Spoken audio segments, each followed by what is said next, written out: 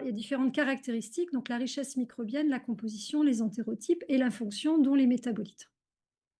Alors évidemment, donc j'ai eu l'occasion de présenter déjà plein de fois et aussi à la FHU, les données du projet européen Métacardis, hein, qui était, ce projet européen coordonné de 2012 à 2018, qui a généré, vraiment énormément de données et de résultats. Donc, 14 partenaires, 6 pays européens et donc qui impliquait, des collègues, cliniciens spécialisés dans le cœur et le métabolisme, des microbiologistes, des immunologistes, des experts en bioinformatique et puis des associations de patients. Et l'idée, c'était de regarder l'impact des modifications qualitatives et quantitatives du microbiote sur la pathogénèse des maladies cardiométaboliques et des comorbidités associées. Donc on a beaucoup travaillé sur ces signatures et ça a généré une base de données de plus de 2000 personnes avec énormément de phénotypes. Et même si le projet est terminé depuis un bon moment, en fait, on continue à travailler en tant que groupe sur ces données. Et parmi ces données, donc il y avait tout un pan en fait qui était lié, dans le cadre de Métacardis sur, la contribution de facteurs de mode de vie. Et donc on a, fait remplir, ici chez des sujets, des questionnaires de fréquence alimentaire, qui étaient des questionnaires validés et qui estiment en fait la fréquence de consommation des aliments. Et là, ce que je vais vous montrer, c'est, des données qui ont été, et analysées dans plus de 1 600 personnes, dans lequel donc on a ces données de fréquence alimentaire et bien évidemment des données de, shotgun.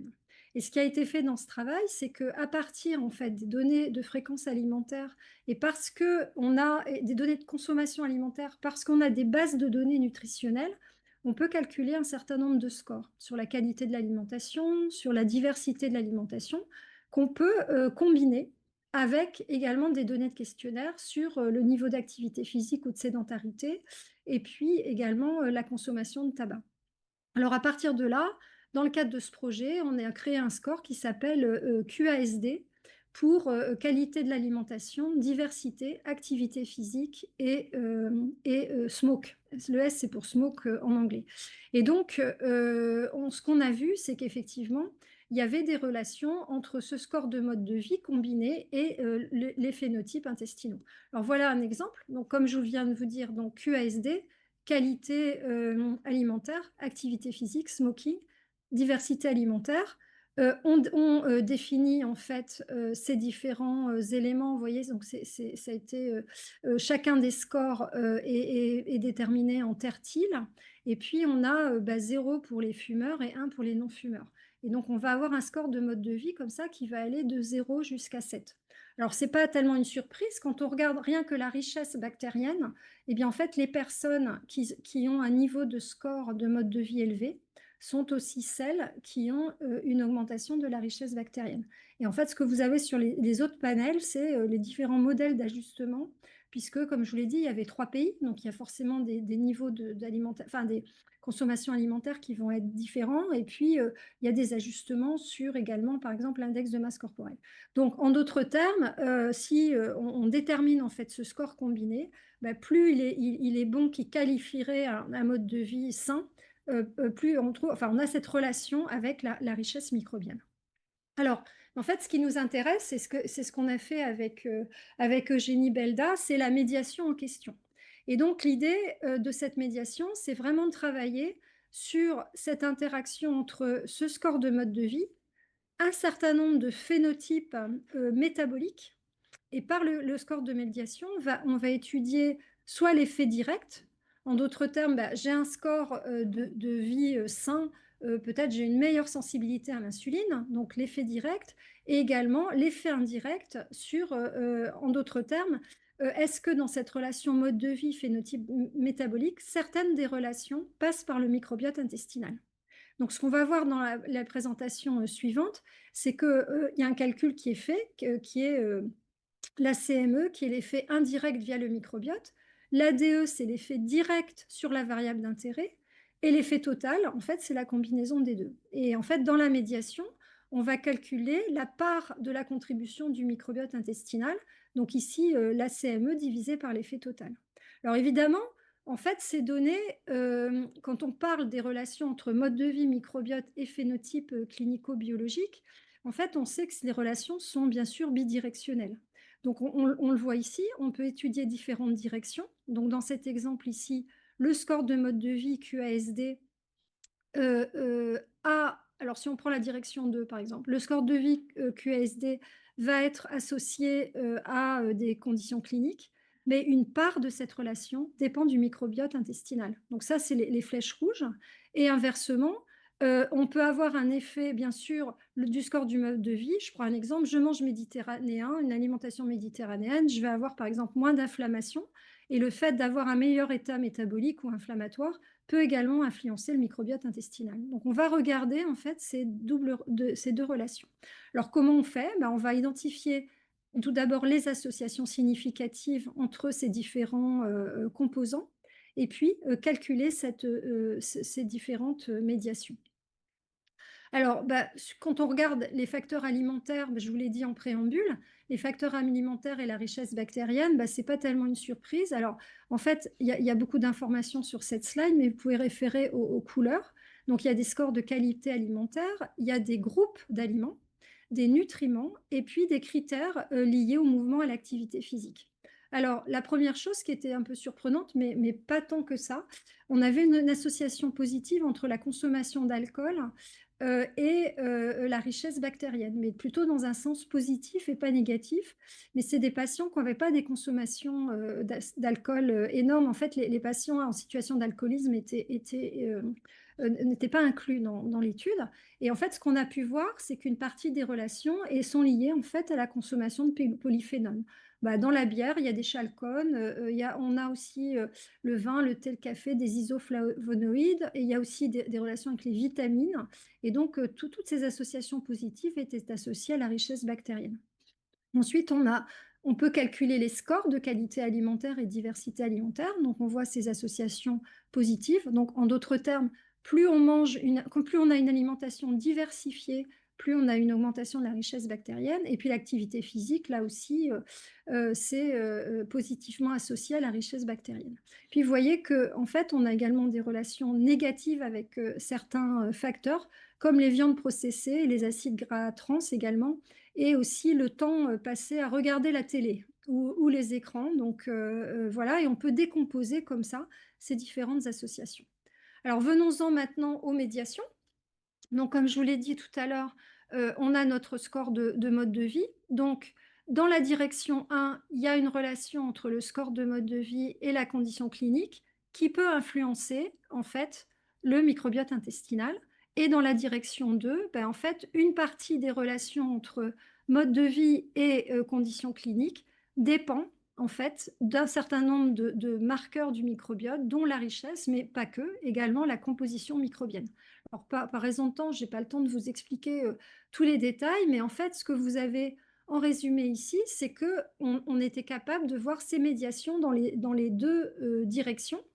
Et c'est ce qu'on voit ici. Donc, rappelez-vous, la CME, c'est l'effet indirect qui passe par le microbiote. Alors, vous voyez que c'est rouge, c'est pas significatif, mais pour l'index de masse corporelle, mais en revanche, c'est significatif ici en vert pour l'hémoglobine glyquée et le critère de sensibilité à l'insuline.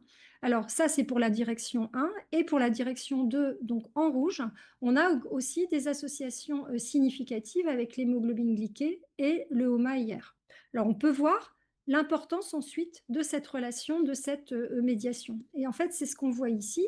Et ce que ce schéma nous dit, c'est que pour la direction 1, 12% de l'effet du score de mode de vie sur la richesse, en fait, passe par la variation du marqueur de sensibilité à l'insuline, l'HOMA-IR, et par l'hémoglobine glyquée. En revanche, on a près de 28% de l'effet du score de vie sur l'HOMA-IR et 13% sur l'hémoglobine glyquée qui passe par des marqueurs, enfin des paramètres du microbiote intestinal, dont la richesse microbienne. Et en revanche, on n'avait pas de médiation significative pour l'index de masse corporelle.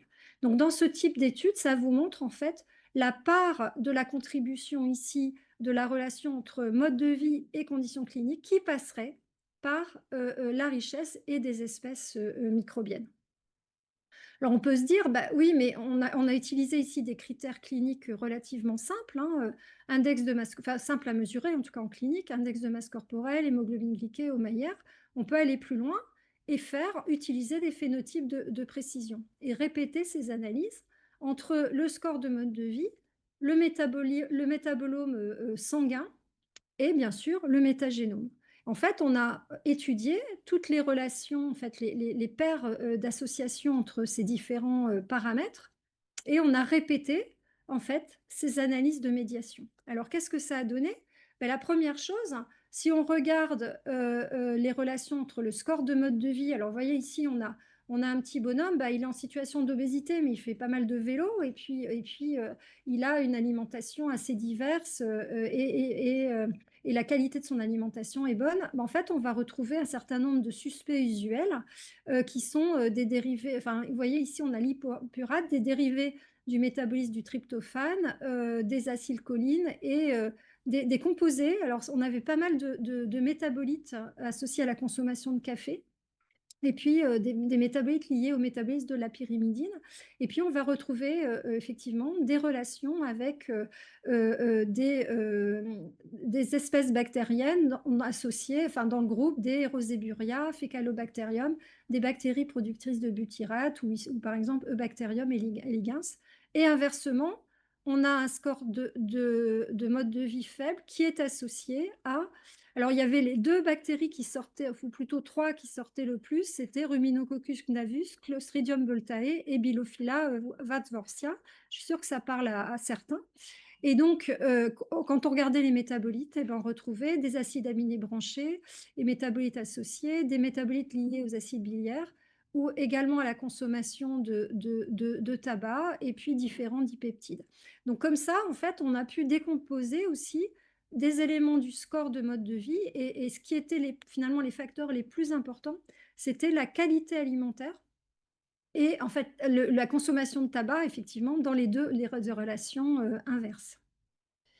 Alors, ensuite, donc maintenant, si on va voir ces éléments liés à la médiation, donc comme je vous ai dit, donc on a d'un côté le métabolome bactérien, de l'autre côté, en fait, le métagénome, des espèces enrichies avec un niveau élevé de score de vie et inversement, enrichies avec un faible niveau de score QASD, et puis ces séries de métabolites dont je viens de vous parler. Donc en fait, on avait 91 espèces métagénomiques et 272 métabolites. Et on a testé de la même façon ces différentes médiations. Donc, comme on l'a vu tout à l'heure, donc QASD, score de mode de vie, dans la direction 1, le métagénome est un médiateur, et les métabolites sanguins, donc on peut prendre comme un phénotype de précision, et la variable d'intérêt. Inversement, dans la direction 2, le QASD score va impacter le niveau des métabolites via, le niveau des espèces métagénomiques via les changements métabolomiques. Alors ça, c'était extrêmement intéressant parce que ce que vous pouvez voir, c'est qu'on voit comme ça des paires de médiations, et on avait plus de 2000 médiations dans la direction 1, c'est-à-dire la relation en fait entre le QASD score et les métabolites sanguins en fait dépend en fait des espèces métagénomiques, et on avait plus de 1000 médiations dans la direction 2. Donc, comme on l'a vu tout à l'heure, ici, c'est les métabolites qui vont influencer ici les espèces métagénomiques. Et on avait des médiations, donc ici, on a, ça c'est enfin, ce que vous voyez à l'écran, c'est pour les scores élevés ou bas en fait de mode de vie. Et donc, on avait en fait dans la direction 1 une médiation significative qui allait de 2% à plus de 30% de l'effet total quand le microbiome est un médiateur. Et dans la direction 1, on était à peu près de 3 à 30% lorsque le métabolome, cette fois, est un médiateur. Et donc, on voit bien les enjeux bidirectionnels de ces interactions, avec donc une taille d'effet plus importante pour la direction 1. Alors, pareil, je ne vais pas détailler en fait l'ensemble, c'est juste pour vous donner une idée, puis le papier est publié, mais finalement ici c'est un exemple de score de mode de vie élevé, donc QASD élevé, MGS et métabolites associés, donc en faveur justement de la direction 1 qu'on vient de voir, et ça nous permet comme ça de mettre en évidence les médiations les plus importantes. On avait près de 50 médiations qui explique plus de 20 en fait de, l'effet, du rôle en fait du DMGS, du métagénome, sur les phénotypes, cliniques. Et grâce aux bases de données, on est retourné pour aller regarder donc les métabolites d'origine bactérienne. Donc voilà un exemple. Par exemple, le 3-phénylpropionate est médié par les lignées du Firmicutes rhobezeburia, par cette diminution et la diminution des lactospiracées. Inversement, ici, on a par exemple le cynamoïl-glycine qui est médié par exemple la baisse de Clostridium boltae. Donc ça permet comme ça d'aller voir ces connexions en fait entre ces différents composés. Un autre exemple qui était assez intéressant ici, c'est cette relation entre, si on reprend Clostridium boltae, entre finalement un score de mode de vie faible qui va être effectivement associé à une augmentation d'acide biliaire secondaire et cette relation avec l'insulinorésistance avait été montrée. Et en fait, une partie de la relation est donc médiée par, par la composition du microbiote et en particulier par Clostridium boltae. Donc ça nous permet en fait d'aller suivre en fait, ces relations et d'avoir en fait ces hypothèses. Voilà, donc je vous ai montré dans ce travail un exemple donc je crois que ça fait 20 minutes parce qu'on a commencé légèrement en retard, mais un score combiné donc qui capte l'effet du mode de vie sur le microbiote et le métabolisme. Donc finalement, ça montre bien que le microbiote est un médiateur significatif, en tout cas par ses analyses statistiques. Un tiers de l'effet du QASD sur le HOMA passe par la richesse microbienne.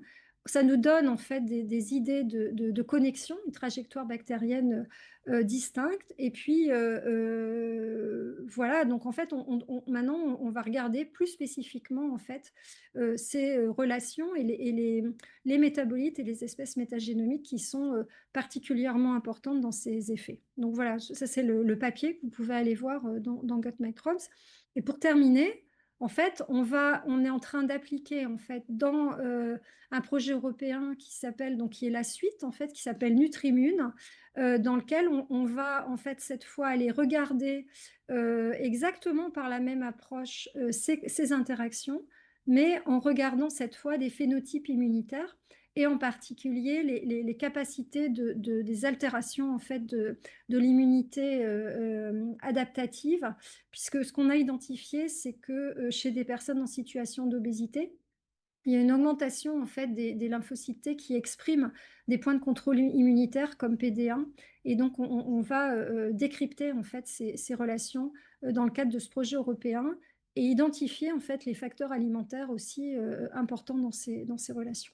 Voilà, je vais m'arrêter ici et donc ça vous donne une idée en fait, des types d'analyses qu'on peut faire en fait à partir de ces données pour vraiment regarder la part contributive en fait du microbiote intestinal dans les interactions. Et comme je vous l'ai dit, ce travail de médiation, il a été vraiment développé par Eugénie Belda, et donc il a permis d'avoir d'avoir vraiment des idées sur ces connexions. Voilà, je vous remercie.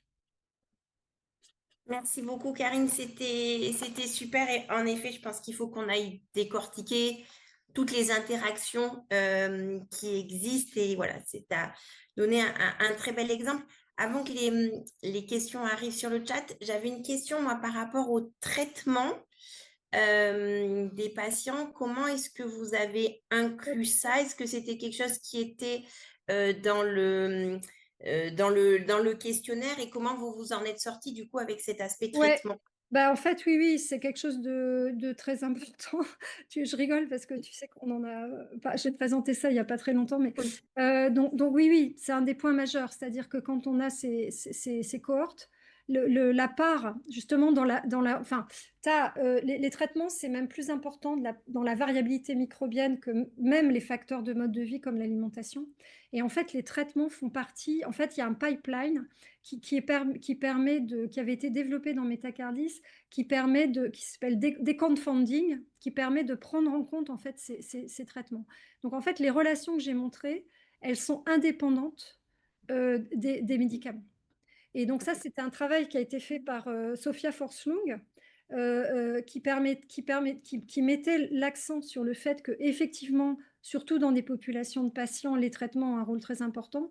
Alors, c'est pas que de l'ajustement, ce sont vraiment les relations qui sont indépendantes de l'effet médicament. Ok.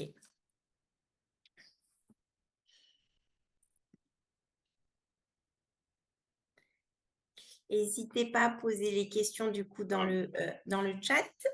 Il reste une minute éventuelle pour une petite question. Là, Karine, du coup, tu nous inciterais tous à mettre des questionnaires alimentaires dans toutes les études qu'on fait, nous, de microbiote, où on envoie aux patients des questions plus sur les médicaments, l'aspect de leur sel, etc. Tu serais aussi pour... Voilà, ok. Ouais. Alors en fait, quand tu regardes bien hein, sur les données, en fait, effectivement, tous les éléments de l'alimentation ont des effets en fait sur la variation. L'intérêt avec les questionnaires alimentaires, alors bon, faut expliquer un petit peu aux patients comment il faut faire pour les remplir, parce que c'est basé sur la fréquence de l'alimentation. Sinon, on peut faire aussi des recueils de 24 heures, par exemple. Et donc, à partir de là, on peut calculer des scores. Donc, les scores donnent déjà des éléments assez intéressants, en fait. C'est-à-dire que tu peux avoir des scores de diversité. Là, dans le papier, on a calculé plus de 20 scores de diversité. Il y en a plein Ok. qui sont possibles. Tu as des scores de qualité, comme le HEI, qui est le plus connu. Le DDS, c'est un autre score. Et tu as aussi un score pro-inflammatoire de l'alimentation. Et ce qu'on a montré aussi dans ce travail, c'est qu'on a une relation entre le score pro-inflammatoire de l'alimentation et certains profils bactériens, comme Bacteroides B2, par exemple. Ok. Qui est associé à une baisse de diversité également. Donc ça, ces questionnaires, ces scores-là, ils sont maintenant, on a un système pour les calculer automatiquement. Ce qui permet déjà, ça aide déjà dans les analyses, en fait, de les avoir. Mais tu es obligé, enfin, dans la part des faits, tu es obligé de Oui. tenir compte. Il y a une question de Perle, donc qui d'abord te remercie beaucoup pour la présentation passionnante. Et elle se demande si vous aviez essayé de regarder les associations dans le sens métagénome-métabolome vers comportement. Ah oui, alors dans les différentes, c'est-à-dire oui, c'est-à-dire ça remonte comme ça. Alors Mm. effectivement, on met des flèches bidirectionnelles, mais oui, ouais, mais non, mais c'est vrai, on l'a pas fait. Mais Ok, non, mais la question est, et notamment sur les relations gut-brain, ça pourrait être tout à fait judicieux de le faire aussi, bien sûr, tout à fait. Donc ça fait partie des. des choses Déjà, à faire. on a mis du temps. Déjà, enfin, ça a l'air, c'est pas complètement trivial hein, de faire ce type d'analyse de médiation. Donc, pour bien aussi comprendre ce que ça veut dire, mais ça donne quand même des éléments importants sur les connexions et ça génère des hypothèses qu'on peut aller tester aussi après d'un point de vue expérimental. Bien sûr. Ben, merci Ouais. beaucoup, Karine. Je pense qu'il n'y a pas d'autres questions. Merci Nathalie, je crois qu'on tient vraiment bravo, merci pour les timings, Karine. Super. Ça ne peut pas être, ça ne peut pas être plus parfait. Ok. Euh, et donc, c'est une Merci grosse mille pression fois. repose sur le trio qui va arriver. Dominique, Racula et Clara. Ce que je comprends, c'est une interaction, enfin, c'est une intervention à trois sur le sujet des liens entre atteinte neurocognitive et obésité. Et donc, merci beaucoup, Dominique, donc, en tant que chef de service des patho-gastro-entéraux, et Racula et Clara, par avance pour cette petite intervention. Et idem de 20 minutes si vous le pouvez. Est-ce que vous avez, est-ce que techniquement ça fonctionne? Oui, techniquement ça fonctionne. Ah non, techniquement ça ne fonctionne pas. Il manque juste le micro. Et après, je pense qu'on est bon. C'est En tout bon. cas, on voit Non, la superbe. j'étais dans une grosse galère informatique. Je viens de changer mon ordi et donc Ah, voilà. enfin, Ça y est, enfin, j'ai enfin. tout Il est compris. vivant. J'ai Il passé est un vivant. week-end difficile, la France. Alors, Karine, Voilà, Karine, merci. On voit bien votre écran, c'est superbe. Et donc, si vous avez des questions pendant l'intervention, n'hésitez pas à les mettre dans les Q&A qui sont juste en dessous là pour ceux qui participent et qui sont présents à cette visio. Merci beaucoup, Dominique. Alors, Et toute bonjour l'équipe. à tous et merci beaucoup de nous écouter. Donc là, nous, quand on a vu qu'on parlait d'obésité à ce lundi de la FHU, on s'est dit qu'on allait vous présenter notre programme. Donc là, on ne va pas présenter beaucoup de résultats, mais un programme qui démarre et on espère vraiment susciter l'intérêt de tout le monde pour nous aider, ce d'autant qu'il va y avoir du microbiote, de la neurocognition. Franck, tu connais ça. Et que pour l'instant, on n'a pas rentré beaucoup de choses dans ce programme spécifique qui est neuronage, c'est-à-dire les atteintes neurocognitives des patients qui ont un syndrome métabolique. Alors donc aujourd'hui, on va parler de l'obésité et c'est un programme sur lequel on travaille en association avec deux cliniques du service, la clinique Blips que j'ai montée avec Nicolas Weiss et tout le service, qui est une clinique où on regarde les altérations neurocognitives chez les malades qui ont des maladies chroniques du foie. Et puis la clinique NASH qui a été montée par Raluca Pais et Vlad Radzu sur la stéatopathie métabolique. Et donc là, on essaye de faire une interaction et ça rentre parfaitement dans le focus de Glimmer parce que bien sûr, au milieu de tout ça, il va y avoir du microbiote. Alors, je commence par vous parler d'une notion qui est une notion qu'on développe dans l'unité et qui est une notion qui n'est pas si connue que ça des hépatologues, qui s'appelle la réserve cérébrale. Donc, quand on a des interactions foie-cerveau, eh bien, Karine, est-ce que vous pouvez Allô? Oui? On voit pas l'écran le diaporama. Ah si, on voit bien. Alors moi, je vois bien en tout cas, mais j'ai peut-être une Moi position aussi. privilégiée. Oui, Moi aussi, je ouais. vois. Tout le monde D'accord, voit? ok. Donc, Oui, on oui, voit. c'est super. D'accord. Et puis j'adore Ok, le super. cerveau. Alors, vas-y, continue ainsi, c'est Ok, parti. Très bien. minutes, Ben, là. désolée parce que moi, ça s'est arrêté à la dernière slide. Moi, je le vois pas non plus, mais c'est pas grave. Ok. Ah ben non. Alors, est-ce que Ah, les alors ça, c'est un problème. Attendez. Euh, Peut-être des partages et repartages, Dominique, pour, Ouais, peut-être je pour fais voir. ça. Alors, je recommence. Ah oui, mais Karine, Ah, faut que tu enlèves ton truc, en fait. oui. Si tu peux Là, il faut arrêter que tu de départages, partager. Karine. Tu dois pouvoir départager. C'est pour ça que Karine ne voyait pas, je pense, Oui. par contre. Ah, je suis désolée. Alors, Oui. attendez. Oui, c'est ça. Il y a C'est tout des... en haut. Partager, non. C'est tout en haut de l'écran, normalement, il y a un truc écrit avec un bouton rouge tout en haut de Voilà, l'écran. oui, normalement, c'est bon. C'est bon. Ouais, Eh ouais. ben, Nicolas Weiss dit qu'on voit très bien. Donc, moi, je Ok. recommence parce que vous nous décomptez nos minutes, là. Oui, tout à fait. Eh ben, oh là là là là là. On sera généreux. Il y aura moins de questions. Voilà, super, on Donc, voit très bien. attendez, Parfait. voilà, donc on y est. Donc, quand on a monté ce groupe avec Nicolas, en fait, les hépatologues considéraient que le foie était malade et que le cerveau n'avait rien du tout. Et puis que finalement, quand les malades qui avaient une maladie chronique du foie avaient des troubles cognitifs, c'est qu'ils avaient déjà une cirrhose et ce qu'on appelait de l'encéphalopathie. Et puis on a avancé un petit peu, alors avec d'autres, il y a plusieurs équipes dans le monde qui travaillent sur le sujet, sur la notion de réserve cérébrale, parce qu'on est quand même dans la maison de Charcot ici et qu'on a eu beaucoup de chance d'avoir l'interaction avec tout le grand panel de neuroréanimateurs et de neurologues et d'expertise de neurosciences de la Pitié. Et finalement, ce qu'il apparaît déjà une première chose, mais que vous savez tous, c'est que malheureusement, beaucoup d'entre nous sont déjà à droite en ce qui concerne le cerveau, c'est-à-dire que l'âge, en fait, altère la fonction cognitive, mais plus important encore dans ce qui nous intéresse, c'est qu'on a des causes de maladies chroniques du foie, ou en tout cas des facteurs de risque, on devrait dire ça plutôt, d'hépatopathie chronique, comme l'alcool, bien sûr, comme d'autres comorbidités vasculaires, psychiatriques, pas forcément en relation avec la maladie du foie, et puis des comorbidités qui sont elles-mêmes responsables de la maladie du foie et de troubles neurocognitifs. Et parmi elles, il y a le diabète et il y a surtout l'obésité. Et donc, on s'est dit, ben, finalement, et ça, c'est avant d'avoir une cirrhose, c'est même quand on a une maladie chronique du foie qui est peut-être pas très, très, très avancée, il y a des troubles neurocognitifs. Alors nous, en fait, on a monté une structure où on est capable de regarder la neurocognition des malades de façon assez fine en hôpital de jour, avec des examens. On a des neuropsychologues plein temps, donc Lara fait partie, elle va vous parler tout à l'heure, qui vont regarder la neurocognition. Et puis, on a des techniques de EEG, des techniques d'IRM cérébral multimodal qui sont performantes. Et puis, évidemment, des biomarqueurs. Et donc, on fait passer les malades en une journée et on obtient tout ça. Et on s'est dit qu'on allait regarder les malades qui avaient de l'obésité et des troubles neurocognitifs. Donc ça, finalement, c'est la clinique BLIPS. Donc, on évalue les malades en une journée et on leur fait un examen neuro, un examen hépato, des biomarqueurs, de l'EEG, de l'IRM avec spectro et multimodal, un bilan neuropsychologique. Et puis ensuite, on fait une RCP, on dit, ben voilà, notre malade, on pense qu'il a une cirrhose et de l'encéphalopathie, des troubles neurocognitifs liés à l'alcool, à l'obésité, etc. Donc c'est un petit peu ce qu'on fait. On a décidé de l'appliquer aux malades qui avaient de l'obésité. Alors, on a fait une première étude, mais là, chez des malades qui étaient cirrhotiques, et on n'a pas sorti l'obésité, on a sorti le syndrome métabolique en général. Mais c'est pour vous dire, on avait 123 patients qui avaient une suspicion d'encéphalopathie, où en fait les médecins nous les adressaient en disant « il a de l'encéphalopathie et je veux savoir s'il y a autre chose ou pas et si on le greffe ou pas ». Donc, c'était pour savoir s'il n'y avait pas un Alzheimer débutant, etc.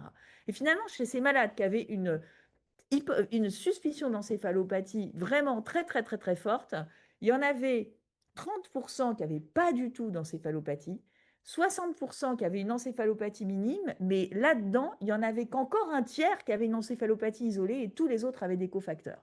Donc finalement, ça nous fait 3/4 des malades qui ont des cofacteurs, dont des cofacteurs liés au syndrome métabolique. Ça, c'était au stade de cirrhose et c'est là qu'on a décidé de s'intéresser plus précisément à la neurocognition chez des malades qui avaient une obésité. Et donc maintenant, je vais passer la parole. Donc voilà, ça c'était un petit peu ce qu'on avait vu. Oui, tu peux me remettre, mais c'était pour aller un peu vite, vu que j'ai moins de temps. Mais c'était pour dire que globalement, on est assez lapidaire quand on regarde la neurocognition et qu'en fait, il faudrait regarder chaque facteur du syndrome métabolique de façon isolée, mais malheureusement, ça n'a pas beaucoup été fait jusqu'à maintenant.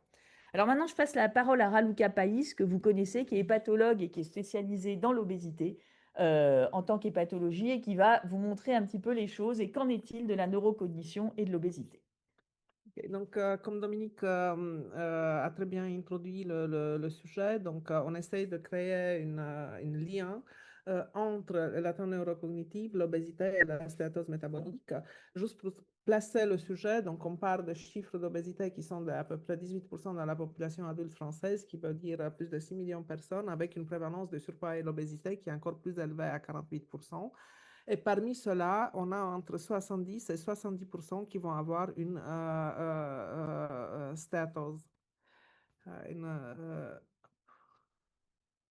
Non. Alors, attendez, on a un petit problème technique à nouveau. Voilà. Voilà, et je vais essayer de placer notamment cette attente neurocognitive dans la nouvelle définition de l'obésité qui a été proposée dans cette publication récente de Lancet et qui va au-delà des facteurs anthropométriques. Donc, la définition d'obésité n'est plus réduite à une définition basée sur des mesures anthropométriques, mais on s'intéresse en fait à l'attente des organes cibles. Et parmi les organes cibles qui sont atteints dans le cadre de l'obésité, on a le système nerveux central et bien évidemment le foie. Donc, il y a plusieurs mécanismes qui sont impliqués dans cette connexion entre la dysfonction cognitive et l'obésité et la stéatose métabolique. Et parmi ceux-là, l'inflammation systémique de bas grade est un mécanisme central. On sait que l'inflammation systémique est un facteur de risque qu'on reconnaît dans la pathogénèse de l'encéphalopathie hépatique chez les patients cirrhotiques, sauf que là, on s'adresse à des patients qui ne sont pas cirrhotiques, donc ils ont une maladie hépatique, mais qui sont pas dans le stade de cirrhose.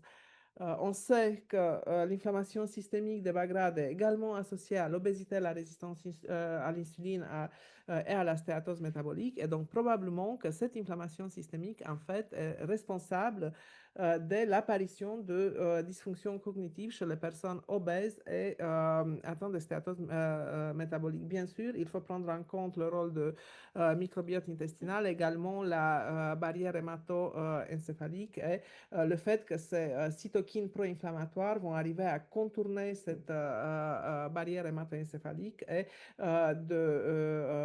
entraîner une activation de microglies, des astrocytes au niveau du cerveau et donc de libération des facteurs pro-inflammatoires au niveau local et donc finalement de générer ce qu'on appelle une neuro-inflammation. Et pour soutenir cette hypothèse, je vous présente cette étude par l'équipe danoise.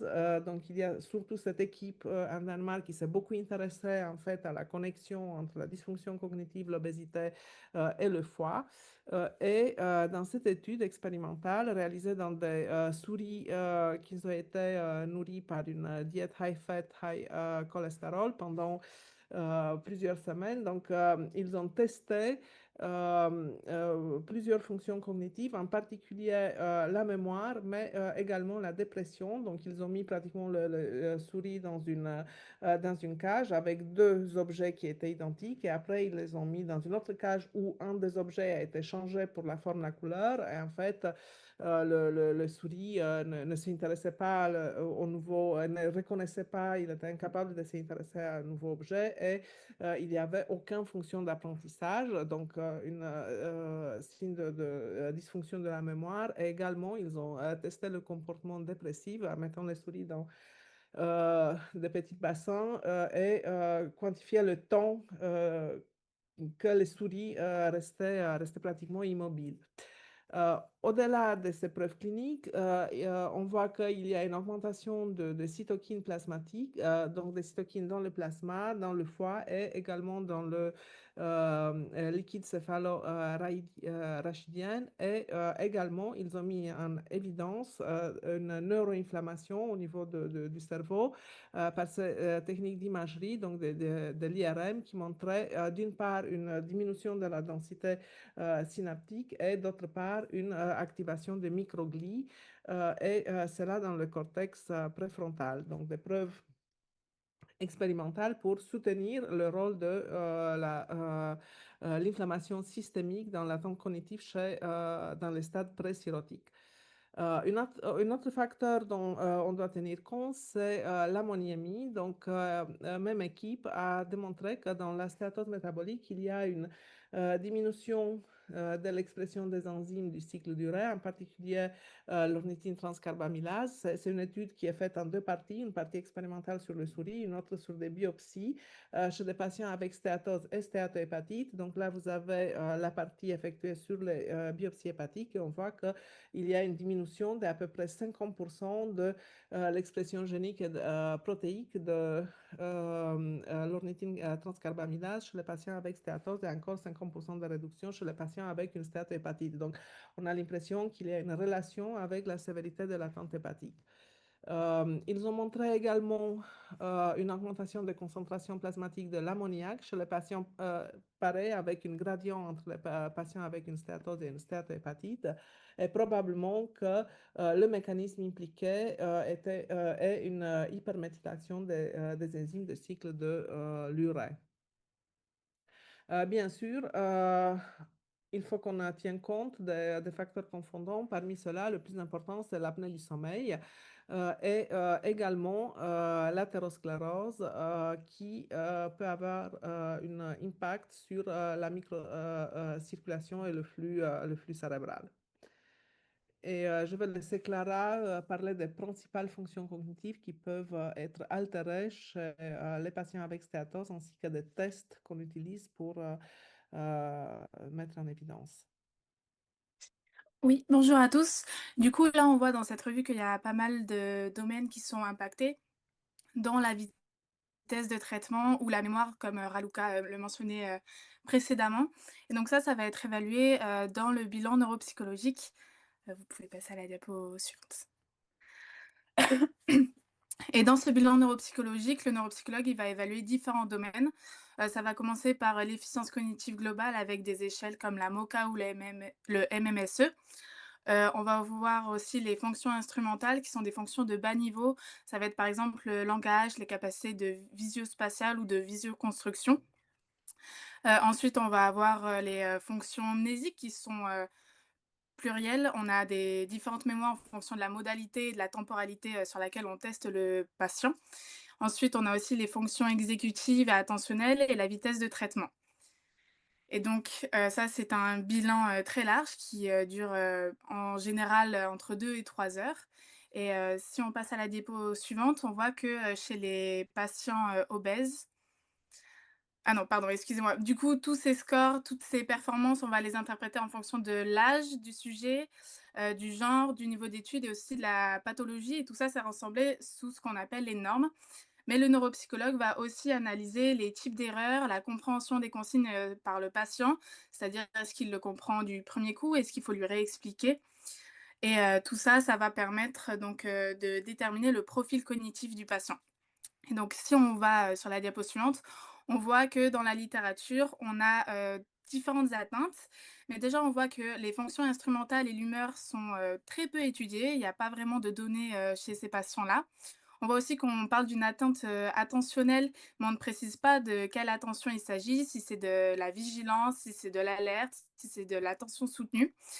On parle aussi que des fonctions qui sont déficitaires. On ne parle pas des ressources de ces patients, qu'est-ce qui reste efficient. Et donc, on peut conclure que les études sont assez hétérogènes, que le profil cognitif de ces patients est incomplet et incohérent aussi selon les études, parce que dans certaines études, on va trouver des scores pathologiques, alors que pour d'autres, ça va être dans la norme. Donc, l'intérêt d'un bilan neuropsychologique standardisé auprès de ces patients, ça permettrait de déterminer un profil cognitif complet sur ces patients. Ça permettrait aussi de déterminer s'il est nécessaire d'adapter les normes parce qu'il n'y a pas de normes qui sont adaptées en fonction de l'obésité. Et aussi donc, comme je le mentionnais, plus tôt, de voir les ressources, du patient, les fonctions qui restent, efficientes et sur lesquelles on pourrait s'appuyer pour, axer la prise en charge. Ça permettrait aussi de définir la réserve cognitive de ces patients au niveau pré-cirrhotique. Très bien. Donc, après avoir passé en revue les différents tests utilisés pour mettre en évidence la dysfonction cognitive, je vais vous présenter quelques données sur la prévalence, sur des études de prévalence de la dysfonction cognitive chez les patients obèses et avec une stéatose métabolique. Il y a plusieurs qui sont faites. J'ai choisi cette étude faite sur des patients ayant une chirurgie bariatrique. Donc, les caractéristiques des patients sont typiques, donc une majorité des femmes avec un âge plutôt jeune. Et en termes de sévérité de l'attente hépatique, on voit que une majorité avait une stéatose, mais on a très peu finalement de patients qui avaient une stéatohépatite. Vous avez les tests cognitifs qui sont utilisés. On voit que parmi ces patients, il y a à peu près 40% qui avaient une dysfonction cognitive multidomaine. Et principalement, la fonction exécutive et la mémoire qui étaient les plus affectées. Une prévalence plus élevée chez les hommes, mais ils n'ont pas pu établir une relation entre dysfonction cognitive et la sévérité de l'attente hépatique, en particulier la stéatose et la stéatohépatite. On a fait une lettre de réponse pour cette étude et en fait, les résultats ne sont pas surprenants puisqu'il y a plusieurs facteurs confondants. D'abord, la population de patients de chirurgie bariatrique n'est pas représentative pour la population globale des patients atteints de stéatohépatite. Donc, ils ont une attente hépatique qui est moins sévère que les patients que nous, on voit dans les soins cliniques rentrer via la porte hépatologie et pas nutrition. Et d'autre part, il y a d'autres facteurs qui n'ont pas été pris en compte, notamment la composition corporelle, le rôle de la microbiote intestinale, etc. On a réalisé aussi une étude pilote en partant des patients que nous on voit dans un circuit de soins qu'on appelle la clinique MAGE. Donc, en fait, c'est un phénotypage clinique qu'on réalise pour ces patients qui sont explorés sur le plan hépatique, composition corporelle, risque cardiovasculaire et fonction cognitive.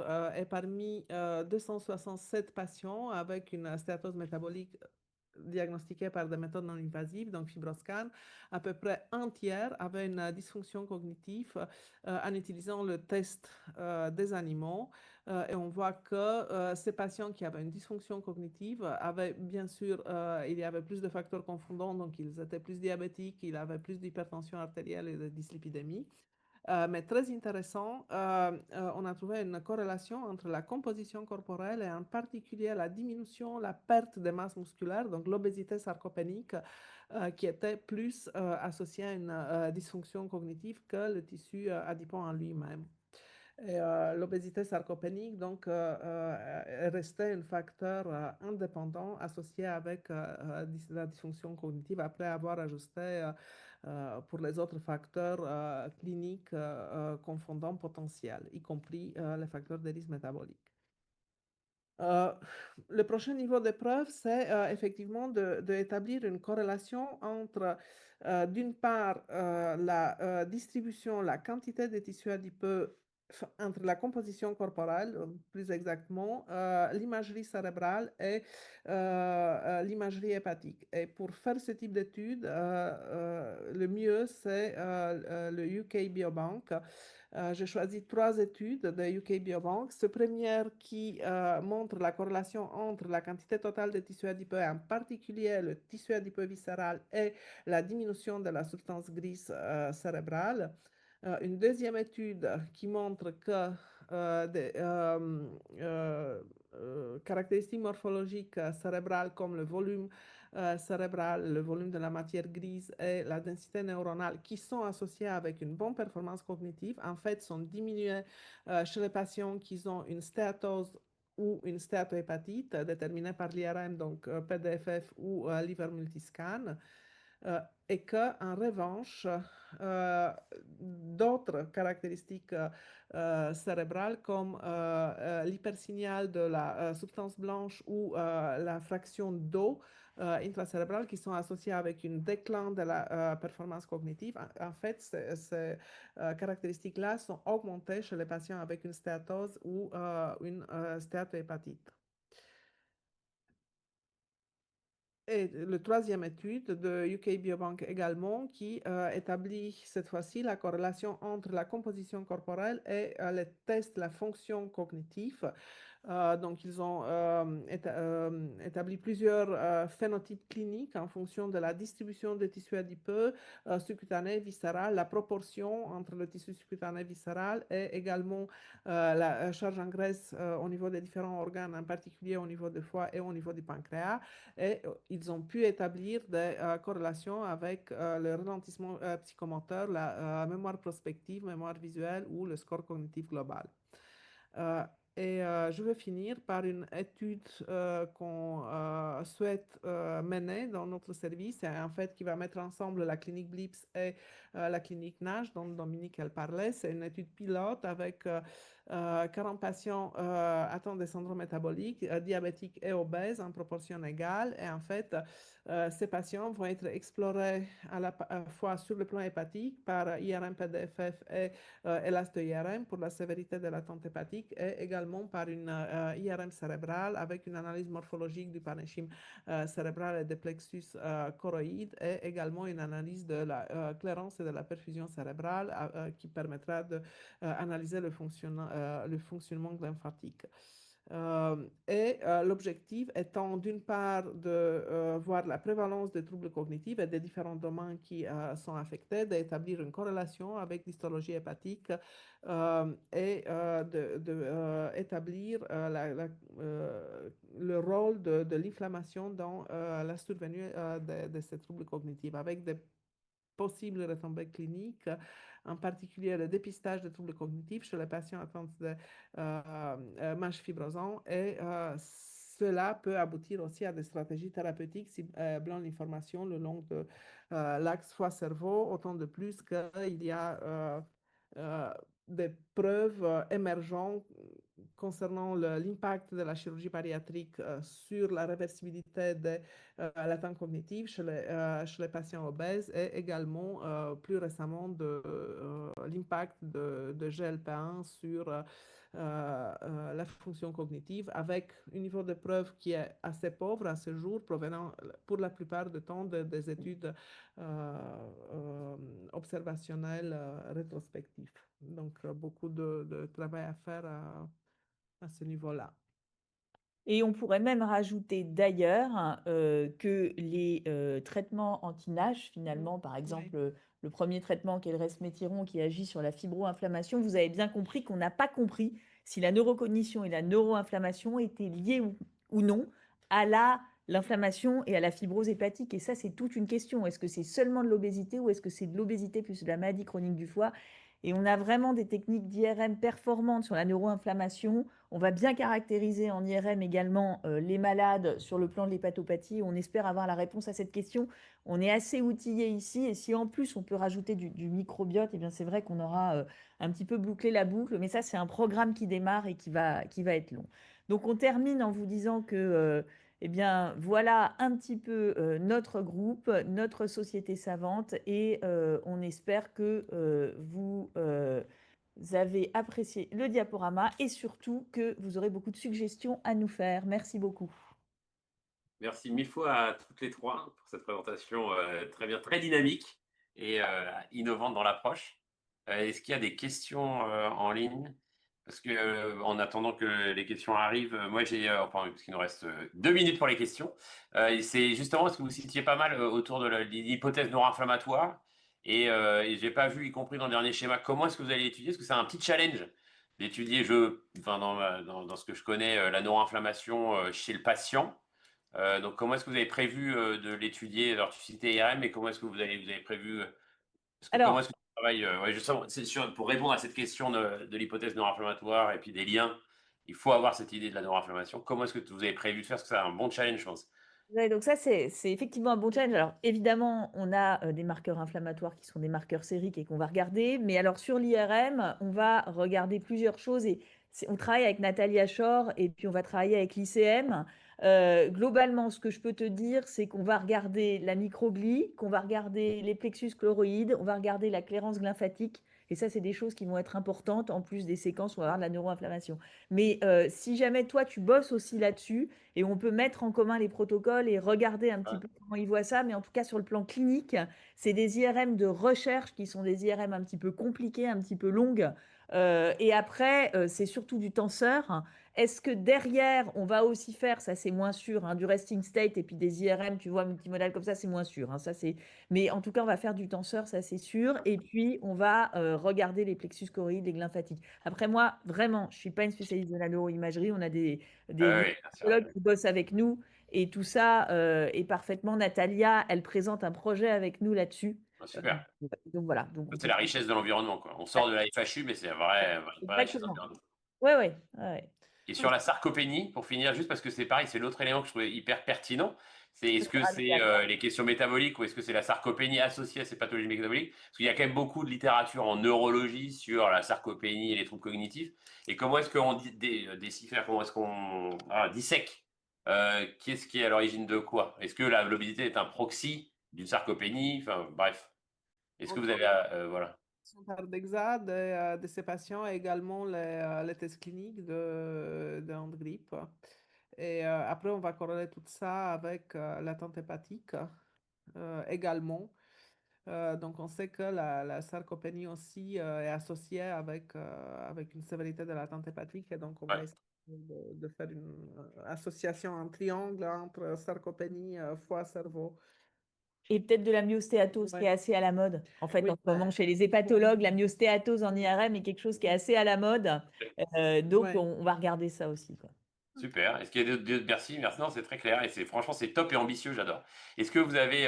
c'est vraiment du niveau de la FHU. Petite question. Moi j'ai une petite remarque, c'est pas vraiment une question, mais pour aller dans le sens de ces altérations de neurocognition et également de tâches qui sont proposées, on a travaillé il y a quelques années avec Ilke Platzmann qui est à l'ICM, qui fait justement de l'IRM fonctionnel, donc chez des patients en situation d'obésité avant-après chirurgie bariatrique, dans lequel on sait bien qu'après la chirurgie bariatrique, il y a une amélioration importante de l'inflammation, y compris de différents paramètres inflammatoires. Et c'était assez intéressant parce qu'en fait, les personnes après chirurgie bariatrique, quand on leur dit d'estimer un certain nombre de choses ou de répondre précisément à des questions, font mieux dans leurs tâches. Et on avait, par exemple, ça allait même on avait travaillé avec des gens de l'INSEAD, ça allait même jusqu'à définir le prix des choses. C'est-à-dire, par exemple, ou bien les portions alimentaires. C'est-à-dire est-ce que vous estimez que ça représente combien, enfin une bouteille d'eau ou combien de millilitres ça représente? Et les gens étaient capables de beaucoup mieux préciser en fait après la chirurgie de l'obésité. Et en fait, on avait fait des corrélations avec l'inflammation systémique, un truc de base, genre IL-6, quoi. Donc en fait, on voit bien que effectivement, il y a ces connexions là, et sur des tâches qui étaient des tâches relativement simples. Mais moi, je suis très contente que tu dises ça, Karine, parce que j'avoue que je me suis, de façon un peu opportuniste, quand j'ai vu que tu parlais greffé sur ce programme de cette FHU, parce qu'on avait du mal à établir la connexion et qu'on voulait bosser avec vous. Donc, c'est vraiment parfait. Et je vais te rappeler là-dessus, parce qu'effectivement, on a envie de développer ce programme-là, mais sans vous, on n'arrive pas à bien faire, quoi. C'est top, je crois qu'on est vraiment dans les objectifs et les enjeux de ces lundis de la FHU. Et puis, j'imagine qu'en ligne, il y en a beaucoup qui vont peut-être vous contacter pour avancer, dont moi. Donc voilà, donc non, top, super. Et ben, merci beaucoup, en tout cas, pour tenir les temps. Il est 19h02. Eh bien, merci mille fois à tous les quatre, enfin, toutes les quatre, parce que nous avons eu un panel exclusivement féminin. Et je crois qu'il faut aussi le souligner.